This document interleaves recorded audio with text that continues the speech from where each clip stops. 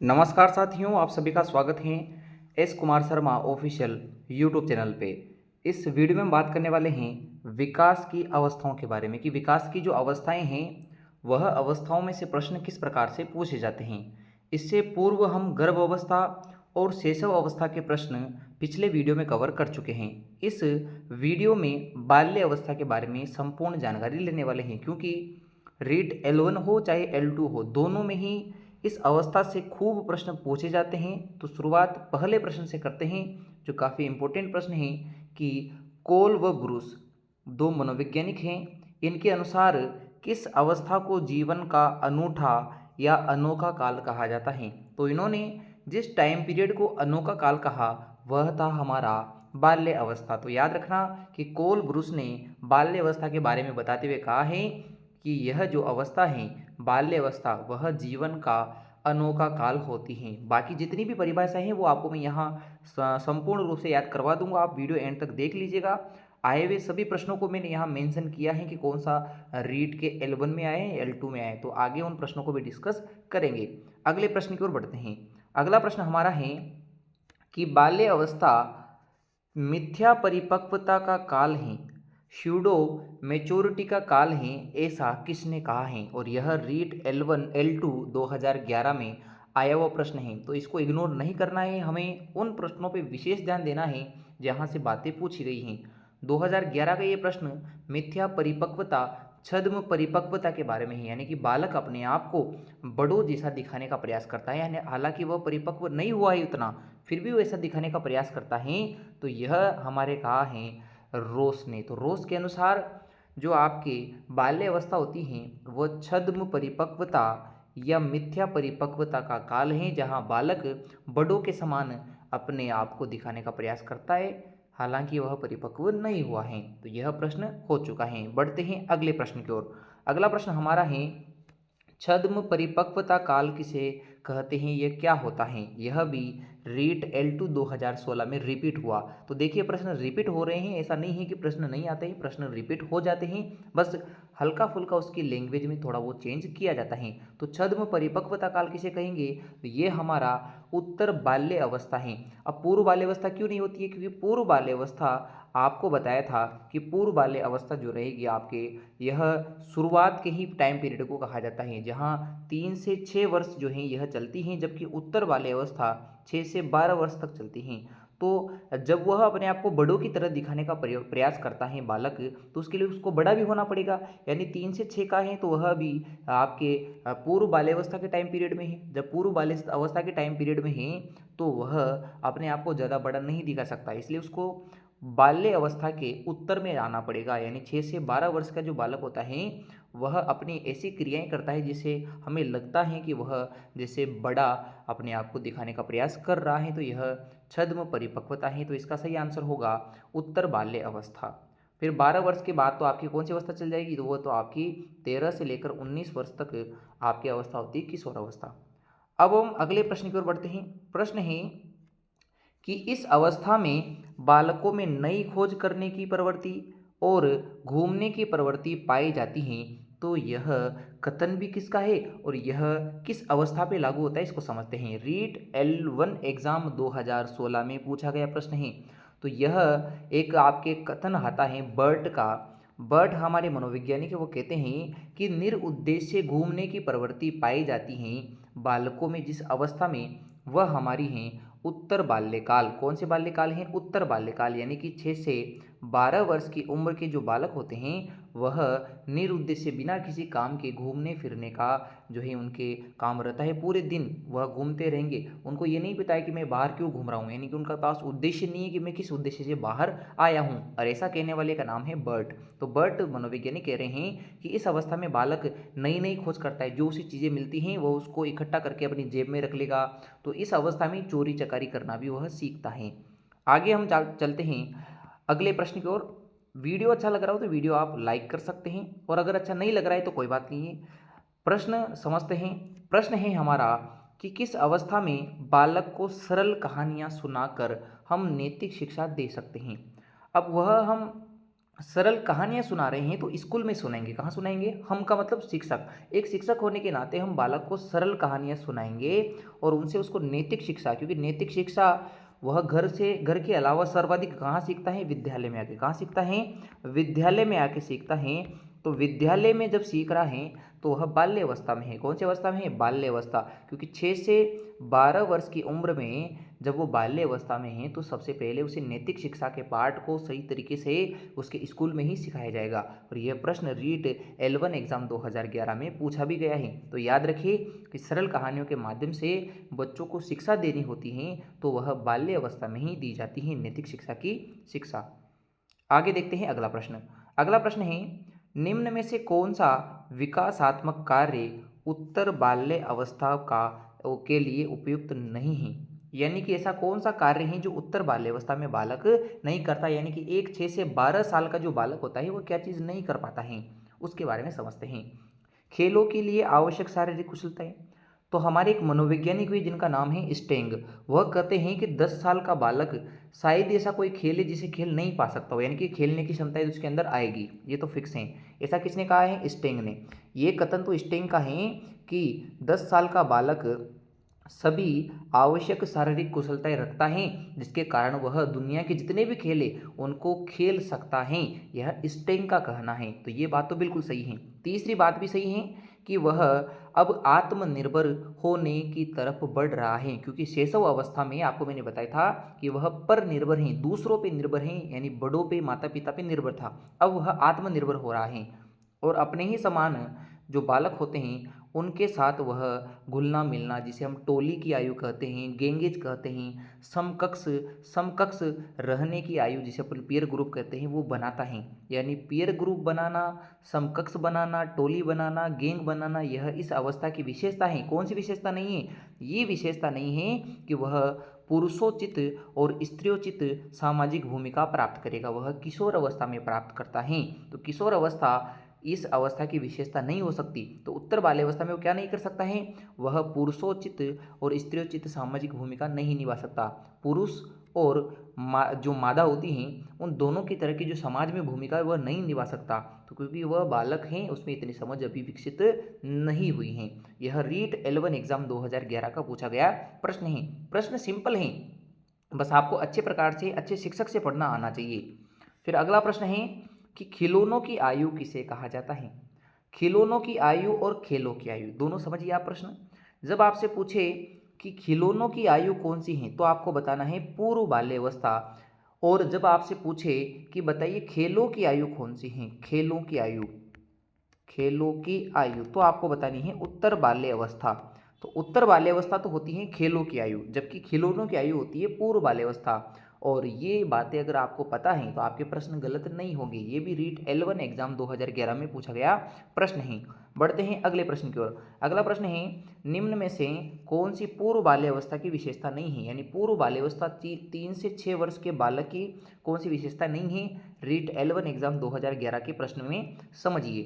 पहला प्रश्न है हमारा है कि प्रश्न करने की अवस्था प्रश्न करेगा, अनुकरण करने की अवस्था अनुकरण करेगा, खेलने की अवस्था क्या वह खेल सकता है? क्या खेल नहीं खेल पाता है? तो इस अवस्था में आपका उत्तर ये सही है, किंतु ऊपर वाला जो उत्तर है वो भी गलत है, क्योंकि दल समूह में रहने की अवस्था भी यह नहीं है। उत्तर बाल्य अवस्था में वह दल या समूह में रह पाता है जिसे अपन गैंगेज कहते हैं। तो ये पहला कथन भी गलत है।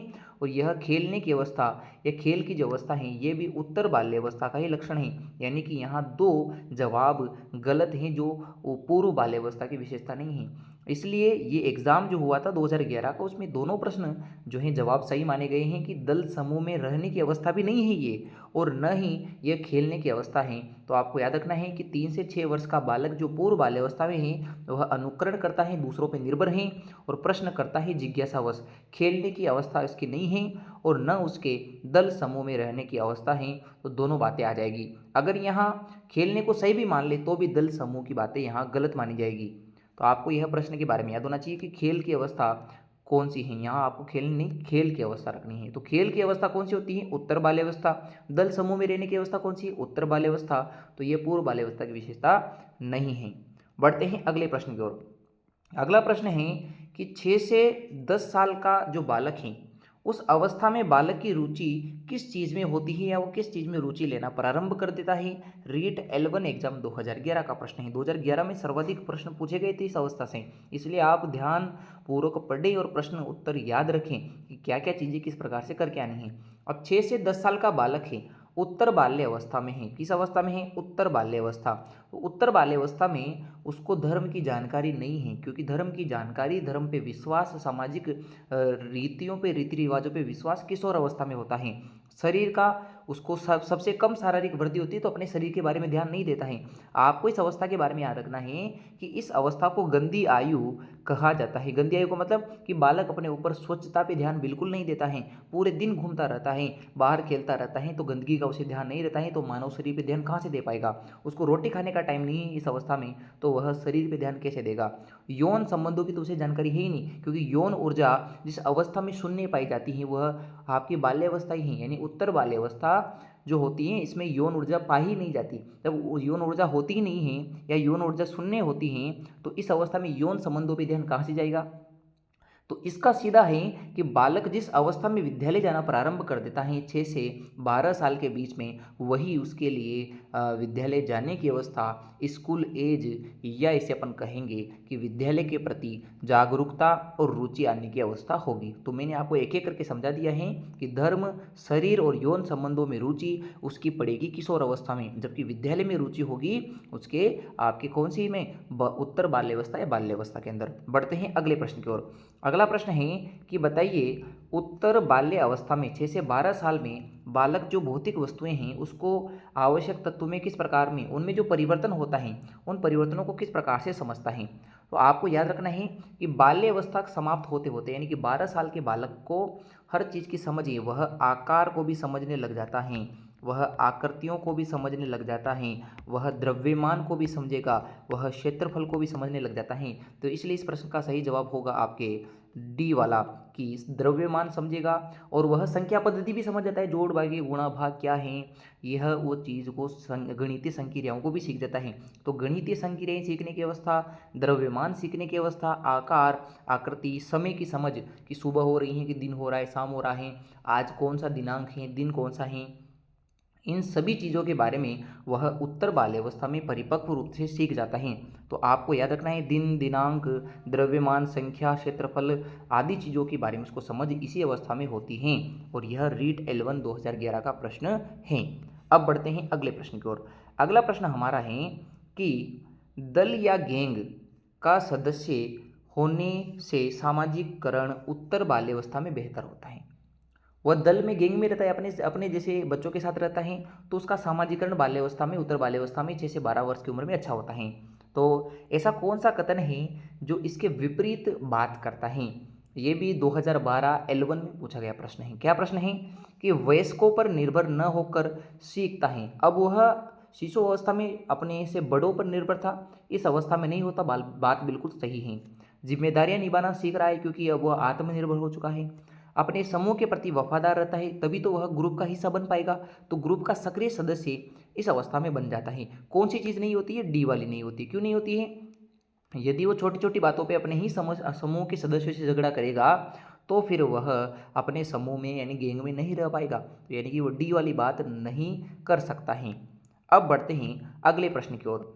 अगला प्रश्न है कि बताइए, भाषा अर्जन और विकास का सर्वाधिक संवेदनशील पीरियड कौन सा है? जब हम बात करें भाषा को सीखने की, तो भाषा को सबसे पहले सीखा जाता है भाई, एक तो है कि वह घर पे सीखेगा थोड़ी बहुत भाषा, किंतु एक्चुअल में जो भाषा सीखता है वह प्रारंभिक बाल्य अवस्था में सीखता है, यानी 3 वर्ष से लेकर 6 वर्ष का जो टाइम पीरियड होता है वह घर में, आंगनबाड़ी में, और पहले वर्ष उसको स्कूल में भेज दिया जाता है, यानी कि घर, उसके बाद आंगनबाड़ी, आंगनबाड़ी और फिर आपके हैं विद्यालय का 1 साल, जो वो छठा वर्ष होता है वो विद्यालय चला जाता है। तो इन तीनों में वह भाषा को अच्छे प्रकार से सीखना प्रारंभ कर देता है। तो प्रारंभिक बाल्यावस्था आपके भाषा अर्जन के लिए सर्वाधिक महत्वपूर्ण होती हैं। बाकी मध्य बाल्यावस्था ये नहीं आएगी, विद्यालय जाने की अवस्था है, और किशोर अवस्था संवेग में संवेग परिवर्तन की अवस्था है, और इसमें जो है वस्तु प्रति स्थायित्व आ जाता है। तो कई सारी विशेषताएं हम अगले वीडियो में डिस्कस करेंगे किशोर अवस्था की। फिर अगला प्रश्न है, किस अवस्था में बालकों में शारीरिक विकास की दर सबसे धीमी होती है? अब याद रखें, शारीरिक विकास सबसे तेजी से होता है शिशु अवस्था में, यानी शैशव अवस्था में सर्वाधिक होता है। फिर आपके उसके जस्ट बाद जो शारीरिक विकास तेजी देखने को मिलती है वो किशोर अवस्था में मिलती है। तो ये बीच का टाइम पीरियड है बाल्यावस्था। इस बाल्यावस्था में शारीरिक विकास सबसे कम होता है, यानी कि लगभग नगण्य समान होता है कि बाल्य अवस्था में सबसे कम शारीरिक वृद्धि देखी जाती है 6 से 12 वर्ष के बीच में। तो ये याद रखना है कि शैशव अवस्था में सर्वाधिक है, फिर दूसरा सर्वाधिक किशोर अवस्था में, और तीसरा सर्वाधिक या सबसे कम बाल्य अवस्था में ही देखने को मिलता है इन तीनों अवस्थाओं की तुलना करें तो। बात करते हैं अगले प्रश्न की। अगला प्रश्न है कि बताइए, किस अवस्था में बालक नकारात्मक व्यवहार जैसे चोरी चकारी करना, वस्तुओं को छिपाना आदि सीख जाता है? तो ये आपको मैंने अभी बताया था कि बाल्य अवस्था में बालक जो है ऐसी चीज़ें करता है कि जैसे उसने दिन भर वह बाहर घूम रहा है, चोरी चकारी कर रहा है, जो वस्तु उसको मिल गई उसको उठा के वह अपने बैग में रख लेता है। तो ऐसी जो चीज़ें करता है, वह चोरी करने की आदत जो उसे लगती है, नकारात्मक या नेगेटिव बिहेवियर करने की आदत लगती है, वह बाल्य अवस्था में लगती है। किस अवस्था में लगती हैं? बाल्य अवस्था में लगती हैं। फिर उसके बाद अगला प्रश्न है, किस अवस्था में बच्चों को हस्तशिल्प, बागवानी और खिलौने बनाने की शिक्षा दी जाती है? तो याद रखें, ये हस्तशिल्प, बागवानी या खिलौने बनाने की जो शिक्षा दी जाती है, यानी शिक्षा का जो स्वरूप है, ये वाला स्वरूप जहाँ हस्तशिल्प की शिक्षा दी जाएगी, जहाँ उसे बागवानी भी सिखाया जाएगा और जहाँ उसे खिलौने बनाना भी सिखाया जाता है, तो वह बाल्य अवस्था है। कौन सी है? बाल्य अवस्था है।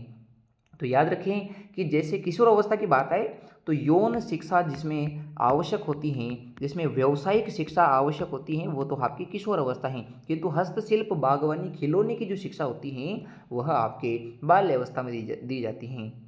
फिर अगला प्रश्न देखते हैं। प्रश्न है कि किस अवस्था में बालक समकक्ष वर्ग बनाता है, पीयर ग्रुप बनाता है, गैंग बनाता है? तो आपको पता है बाल्य अवस्था में।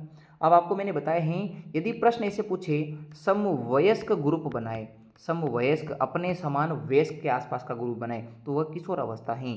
जबकि अकेला रहने की भावना हो तो वह शैशव अवस्था में होती है। और बाल्य अवस्था वह समकक्ष वर्ग बनाता है, पीयर ग्रुप या गैंगेज बनाता है, तो यह बाल्य अवस्था है, टोली की अवस्था है। फिर अगले प्रश्न की ओर बढ़ते हैं। अगला प्रश्न है कि बताइए, बाल्यावस्था में बालक में हड्डियों की कुल संख्या कितनी हो जाती है? पिछले वाले वीडियो में आपको बताया था मैंने कि हड्डियों की संख्या किस प्रकार से है। 270 तो होती है शैशव अवस्था में, जब बालक का जन्म होता है तो नवजात में 270 हड्डियां होती है। फिर वह बाल्य अवस्था में बढ़कर 350 हो जाती हैं, और किशोर अवस्था आते आते वह कितनी रह जाती हैं? वह रह जाती हैं आपके 206। यानी कि जो किशोर होते हैं, किशोरों में हड्डियों की संख्या 206, शैशव में 270 नवजात के अंदर, और 350 होती हैं आपके बाल्य अवस्था में। तो इसका सही उत्तर हो जाएगा 350। आपको वीडियो पसंद आ रहा होगा। अगर वीडियो पसंद आ रहा है तो हमारे चैनल को सब्सक्राइब करके इसके परमानेंट सदस्य बन जाइए। ऐसे ही मज़ेदार वीडियो आपको देखने को मिल जाएगी। फिर अगला प्रश्न देखते हैं, मांसपेशीय भार कितना होता है इस अवस्था में? तो कुल भार का जो है यह 33% इस अवस्था में आपको मांसपेशीय भार देखने को मिलता है। 23% भार शैशव अवस्था में होता है, और 45% के लगभग यानी कि 44% जो है आपके किशोर अवस्था में होता है। तो किशोर अवस्था 45% के लगभग है, 33% आपके बाल्य अवस्था में होता है, और 23% आपके शैशव अवस्था में होता है मांसपेशीय भार। और आपको जानकारी दे देते हैं, जैसे कि दांत के बारे में बात करें कि दांत कब गिरना प्रारंभ करते हैं और नए दांत कब आते हैं। तो दूध के दांत इसी अवस्था में गिरेंगे, और इस अवस्था में गिरकर बालक के बाल्य अवस्था में 27 से 28 दांत आ जाते हैं। कितने दांत आ जाते हैं? 27 से 28। और ये जो दांत आए हैं वो स्थायी दांत हैं। किस प्रकार के हैं? स्थायी। जबकि शैशव अवस्था में लगभग 20 दांत होते हैं, वह भी अस्थायी दूध के दांत। किंतु ये जो दांत इस अवस्था में देखने को मिलते हैं वह स्थायी दांत हैं, और अस्थायी दांत गिर के यानी दूध के दांत गिर के 27-28 दांत आ जाते हैं इस अवस्था के अंतिम स्वरूप तक। बढ़ते हैं अगले प्रश्न की ओर। पूर्व बाल्यावस्था कब से कब मानी जाती है? तो आपको मैंने बताया था पूर्व बाल्यावस्था 6 से है, 3 से 6, और 6 से आपके 12 होती है उत्तर बाल्यावस्था। इस हिसाब से यहाँ जो परफेक्ट आंसर बैठ रहा है वो है आपके 4 से 6 वर्ष। ये जो प्रश्न है, ये प्रश्न काफ़ी इंपॉर्टेंट, याद रखें कि 3 से 6 का मतलब उसमें 4 इंक्लूड हैं। तो आपको ये याद रखना है कि 4 से 6 हो या 3 से 6 दे रखा है, आपको लगभग आसपास वाला प्रश्न सेलेक्ट करना है जिससे आपका जवाब सही बैठ जाए। फिर अगले प्रश्न की ओर बढ़ते हैं। अगला प्रश्न है, ऐसा कौन सा मनोवैज्ञानिक है जिसने ये कहा था कि मुझे आप 1 दर्जन यानी कि 12 बच्चे दे दो, मैं उनको कुछ भी बना सकता हूँ, जैसे उनको मैं डॉक्टर बना दूँ, जज बना दूँ, अध्यापक बना दूँ, भीखमंगा बना दूँ, और आप ये कह दो कि उसको चोर बनाना है तो मैं उसे चोर भी बना सकता हूँ। ये कहा था जेबी वॉटसन ने। मैंने आपको कहा था पिछले वीडियो में कि यदि प्रश्न ऐसा पूछे कि बालक का मस्तिष्क कोरी स्लेट टेबुला रासा है, वो तो कहा था जॉन लॉक ने, और जबकि ये कहा था कि मुझे कोई भी बालक दे दो, मैं इसे कुछ भी बना सकता हूँ, ये कहा था जेबी वॉटसन ने। फिर अगले प्रश्न की ओर बढ़ते हैं। अगला प्रश्न हमारा है कि खालिस्तान की अवस्था तक बालक में दृष्टि और श्रवण की जो इंद्रियां होती हैं, सेंसेस, वह पूर्ण विकसित हो जाती हैं, अच्छे तरीके से डेवलप हो जाती हैं, किस अवस्था में? इस प्रश्न का सही जवाब होगा आपके 8 से 9 वर्ष। तो 8 से 9 वर्ष का जो बालक है उत्तर बाल्यकाल में चल रहा है। उत्तर बाल्यकाल की जो टाइम पीरियड है, इस उत्तर बाल्यकाल में बालक सुनना और देखना, उसके जो ये दोनों सेंसेस हैं बहुत अच्छे परिपक्व हो जाते हैं। और ये रीट L1 एग्जाम 2016 का आया हुआ प्रश्न है, याद रखें, प्रश्न गलत नहीं होना चाहिए। अगला प्रश्न रीट L1 2016 का ही है कि जिज्ञासा, तर्क और निरीक्षण, ये तीनों शक्तियों का विकास किस उम्र तक हो जाता है? तो यह उत्तर बाल्यकाल में होता है। कब होता है? उत्तर बाल्यकाल, यानी 11-12 वर्ष की उम्र में बालक अच्छे प्रकार से जो है जिज्ञासा, तर्क करना और निरीक्षण करने की क्षमता विकसित कर लेता है। तो तार्किक चिंतन, जिज्ञासा और निरीक्षण शक्ति, यह उत्तर बाल्यकाल में होता है, और उत्तर बाल्यकाल का मतलब है 11-12 वर्ष की आयु में हो जाएगा। अब यहाँ 9 वर्ष का क्यों नहीं सिलेक्ट किया है? क्योंकि 9 वर्ष भी उत्तर बाल्यकाल में है। फिर भी इसको सेलेक्ट इसलिए नहीं किया है क्योंकि यह 11-12 साल का, अगर कोई बालक 9 साल का है, कोई 11 साल का है, तो ज़्यादा अनुभव किसके पास है? 11 वाले के पास। इसलिए उत्तर बाल्यकाल होने की वजह से अपन यहाँ 11 को सेलेक्ट कर रहे हैं, 9 सेलेक्ट नहीं कर रहे हैं, क्योंकि 9 तो उत्तर बाल्यकाल में बीच का टाइम पीरियड है, यानी कि पूरा बाल्यकाल नहीं हुआ है। अब हम समझते हैं अगले प्रश्न से। अगला प्रश्न है, किस व्यक्ति ने कहा था कि शायद ही ऐसा कोई खेल है जिसे 10 साल का बालक न खेलता हो? तो आपको मैंने बताया था ऊपर वाले प्रश्न में कि ऐसा कहने वाले का नाम है बर्ट स्टेंग। स्टेंग ने कहा है कि ऐसा कोई खेल नहीं है जिसे 10 साल का बालक नहीं खेल सकता है। बर्ट ने तो कहा था निरुद्देश्य घूमने के जो अवस्था है, यानी बिना किसी काम के घूमने की अवस्था है, वो तो कहा था आपके बर्ट ने। जबकि स्टेंग ने कहा कि 10 साल तक का बालक कोई भी खेल वो खेल सकता है। फिर अगले प्रश्न की ओर बढ़ते हैं। अगला प्रश्न, बताइए कौन ऐसा व्यक्ति है जिसने कहा कि जीवन की निर्माणकारी अवस्था आपकी बाल्य अवस्था है? तो यह आपके कहा था सिगमंड फ्रायड ने। सिगमंड फ्रायड ने कहा, जैसे जीवन की आधारशिला का कथन जो शैशव अवस्था में है वो भी सिगमंड फ्रायड ने दिया है, पर वो शैशव अवस्था के लिए है, जबकि जीवन की निर्माणकारी अवस्था प्रोप्रिएटरी पीरियड, ये जो कहा है वो कहा है सिगमंड फ्रायड ने। तो जीवन का निर्माण करना हो या जीवन की आधारशिला देनी हो, दोनों कथन फ्रायड ने दिया है। आधारशिला का प्रश्न शैशव अवस्था के लिए है, जबकि निर्माणकारी अवस्था या जीवन के निर्माणकारी अवस्था के रूप में जाना जाता है आपके बाल्य अवस्था को। तो दोनों कथन हो चुके हैं। फिर अगले प्रश्न की ओर बढ़ते हैं। किस मनोवैज्ञानिक ने कहा कि बाल्य अवस्था जो होती हैं वह प्रतिद्वंदात्मक सामाजिकरण की अवस्था है? यानी कि इसको हम कह सकते हैं स्टेज ऑफ कॉम्पिटेटिव सोशलाइजेशन, यानी कि होड़ लगी रहती है बालकों में कि ज़्यादा अच्छा कौन है, ज़्यादा समाज को कौन समझता है, तो ज़्यादा अच्छा बनना या बालकों से हम कोई भी काम करवा सकते हैं, तो यह उनके प्रतिद्वंदात्मक सामाजिकरण को दर्शा रहा है। उनमें भी कंपटीशन की तरह होड़ लगी रहती है कि मेरा सोशलाइजेशन ज़्यादा अच्छा है। तो बाल्यावस्था को किस व्यक्ति ने कहा कि प्रतिद्वंद्वात्मक सामाजिकरण की अवस्था है? तो ये कहा था किलपेट्रिक ने। किसने कहा था? किलपेट्रिक ने। तो किलपेट्रिक ने कहा कि बाल्यावस्था प्रतिद्वंदात्मक सामाजिकरण की अवस्था है। एक दो प्रश्न और बचे हुए, उनको देख के फिर अपन प्रश्नों को समाप्त करेंगे। तो प्रश्न है कि बताइए बाल्य अवस्था तक एक स्वस्थ बालक के मस्तिष्क का भार कितना हो जाता है? तो एक स्वस्थ बालक का जो मस्तिष्क भार है बाल्य अवस्था में वो हो जाता है 1260 ग्राम, और किशोर अवस्था यानी प्रौढ़ अवस्था तक 1350 ग्राम हो जाता है। तो किशोर अवस्था में पूछे तो 1350 ग्राम, अगर 1350 ना आए तो आप याद रखिए 1200 से 1400 ग्राम आपको सेलेक्ट करके आना है कि 1200 से 1400 ग्राम होता है किशोर अवस्था में, और बाल्य अवस्था में होता है 1260 ग्राम, और आपके शिशु अवस्था में होता है 350 ग्राम। ये आपको मैं पिछले वीडियो में भी बता चुका हूँ। तो आज कि सभी प्रश्न अपन कर चुके हैं। आपको कमेंट करके बताना है कि आपको आज का वीडियो कैसा लगा। अगर वीडियो अच्छा लगा है तो वीडियो लाइक करें, अपने दोस्तों के साथ शेयर करें। ऐसे अनोखे और अच्छे प्रश्न देखने के लिए आप हमारा चैनल सब्सक्राइब कर सकते हैं।